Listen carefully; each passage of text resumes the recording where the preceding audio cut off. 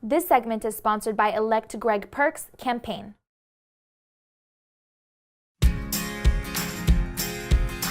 Good morning and welcome back to Daytime with Kimberly and Esteban. Today we're talking about the 13th Court of Appeals, which serves the Corpus Christi and Edinburgh, Texas areas. 6 judges comprise this court, all of whom serve out of 20 counties. And today we're speaking with candidate Greg Perkes for his in-depth perspective on the race. My name is Greg Perkes. I'm a candidate for the 13th Court of Appeals, Place 2.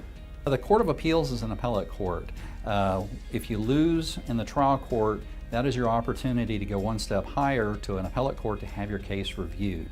As far as the courts are concerned, we have the trial courts and we have the appellate courts.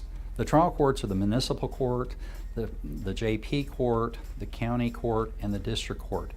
They are what we call courts of original jurisdiction. They hear the evidence and make a ruling. The appellate courts review that evidence and then write an opinion. In the trial court, there's 1 judge. In the Court of Appeals, there's 3 judges. And then the next higher, the highest court in the state, is the Supreme Court, and they have 9 judges. So each stage you get more judges involved in the process. Probably the most important thing of all, though, and it's complicated, but the way to distill what we do to the best is that we're there to make sure there was a fair trial. Not a perfect trial, a fair trial. If there was a fair trial, it ends there. If you lose the case, the next step is to go to the Court of Appeals. The Court of Appeals, unlike the trial court, is a court of review.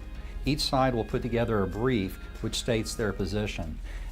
If you lost in the trial court, you focus on why was the trial court not fair to you. If you won in the trial court, obviously you're going to be stating the trial court did a great job. And it's up to the 3 judges that make the determination whether or not that was a fair trial or not. The number of bribery kickback cases is unheard of. The investigations going on is certainly demeaning to the judiciary. And at the end of the day, people want a fair trial. How do they know they're going to get a fair trial if they have a belief that the judge may or may not take a bribe? That is the downfall of the judicial system as we know it.